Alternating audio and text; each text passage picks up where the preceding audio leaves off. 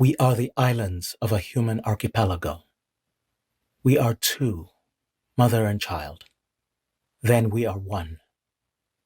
But soon, in most places, we are one of many, a part of the many, scattered over a rocky outcrop. Time is a landscape. Here and there, a few place names, like keys placed on light-sensitive paper.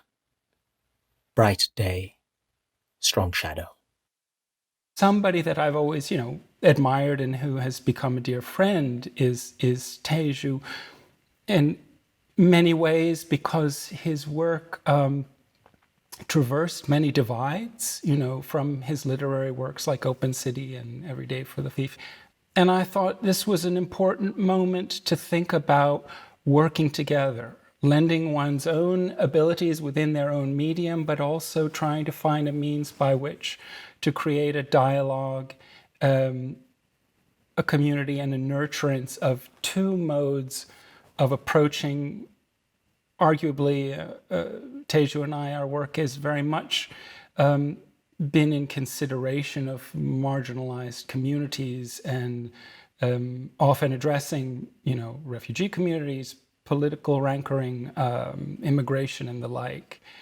And that was really the very early genesis of a conversation between us. And we found a means by which to gesture with a degree of grace towards one another. In other words, to compromise, to see the strength and the beauty in the other person's overture, and then to adjust ourselves toward that trajectory or that passage. I think the approach suggested itself in part because, what started happening from 2016, even beginning with the presidential election, was that we started to see the centering of this individual. It was this idea of a kind of extreme American exceptionalism, but also in his person, it was all about ego, me, mine, only I can solve it. And artists are always looking for the right language to confront what is in the world. And I think it felt necessary to us at that particular moment and in the years following that our language had to be something that was actually minimizing the role of ego and of one person having a solution, right? So that the project emerged as, sure, Fazl's photos, but photos of others in their lives, in their dignity. My texts are things that I wrote, but the project is so intertextual and brings in citations and many other people's voices and how they've been thinking about this. We started in a certain mode wherein we thought we could map out logically the sort of cadence of the book, but then we would let some time pass and Teju would step away and have time of reflection and thinking about writing. And I hope you don't mind if I share that story, Teju, but what I found extremely touching was an inordinate amount of time went by, which is customary with Teju, and particularly if you correspond with him on email. But many months went by, and Teju quite loves Zurich, where I live much of the time. And he happened to be here one afternoon, and he was coming to dinner. And I had sort of thought, well, we have to let the project go because I don't like the notion of putting pressure on another.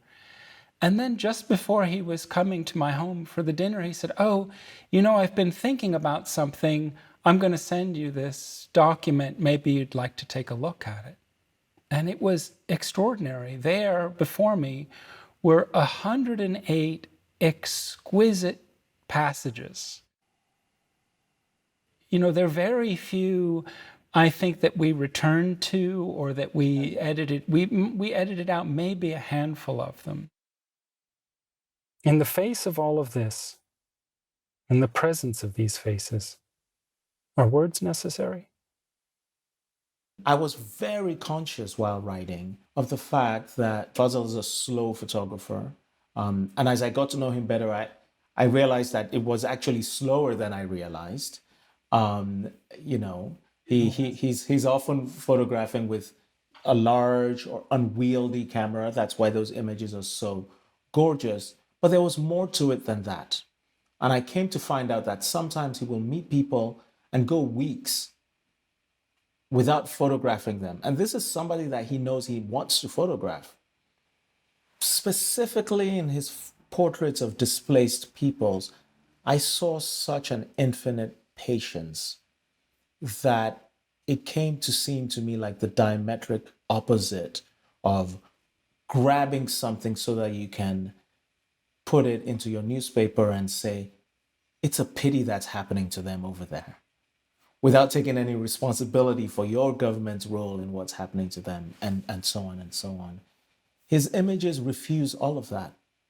His images are like looking at a person who's asking you a question. And then I just sort of had to sit down and say, how do I accompany such images? You know, and that just took my writing back to a very kind of elemental and almost abstract place. My process is very deliberative and slow. I have never. I think it's in sync with my personality. I'm not comfortable moving in and out of a space with great rapidity.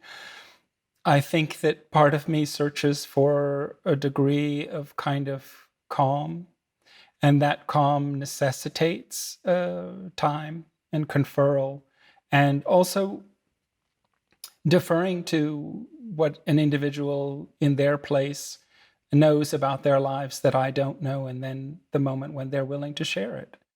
Similarly, I don't think that the strongest portraits are born of a moment wherein one imposes themselves on the person photographed. I think that the strongest photographs that I know of have really been about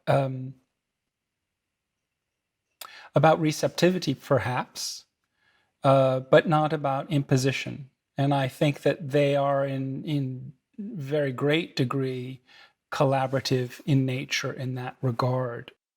That speaks to the kind of respect he has for that encounter between one person and another.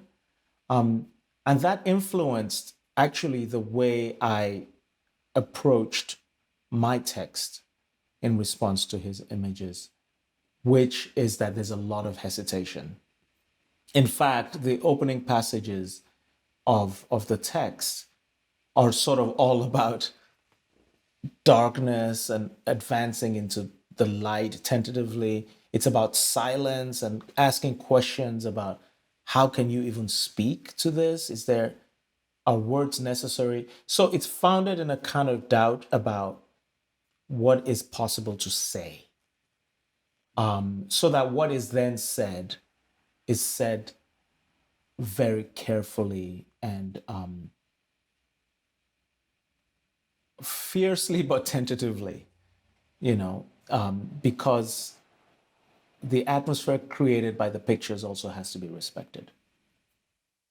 I had worked in the Somali community in the early 90s and returned in 2000 to make a more extended piece about the women and children who had been living on the border of a country, that my father was born in, Kenya. And yet the waves of attention to the issue had faded away in the intervening years, albeit with nearly now a decade of people living in that space. And at the end of one day, this woman came to me and she said, "Tomorrow I want to meet you with my son." And she arrived at the office where we were to meet, and the son, who was a teenager, had drafted for her a letter. And the letter was about not only what the women and children had endured within the camps, but the complexities of their lives back home. These were camps that were 80% women and children. Now I've entrusted to Teju that image to pair with a kind of text that he finds poignant and essential. The stranger has already come too close. The stranger is in my face. The stranger, then, is not simply the one whom we have not yet encountered, but the one whom we have already encountered or already faced. The stranger comes to be faced as a form of recognition. We recognize somebody as a stranger rather than simply failing to recognize them. Sarah Ahmed, Strange Encounters. I think there's a great possibility for people to sit with it and feel a sort of calmness of spirit. However, it is a deeply political book. It is tough in places, and I think it is uncomfortable in places. We ask ourselves, what is the role of the artist in contemporary society? And certainly one of the main roles has to be to interrogate the substantive issues of our time. We hope that, people go through the text, and it is a sense of discovery, but it's also a sense of, this is familiar. In the specific sense of, you look at some people's faces and you think, I know you. There's no way you don't know them, but you know them because they are part of you. It's saying, you know this. Every page is saying, you actually know this already. Pictures do not speak. Silence is one of their preconditions. And how much more is this silence when the picture is of someone who might speak, but doesn't? Someone who might face us, but chooses to do otherwise. Silence becomes the activity of the picture itself, its charge.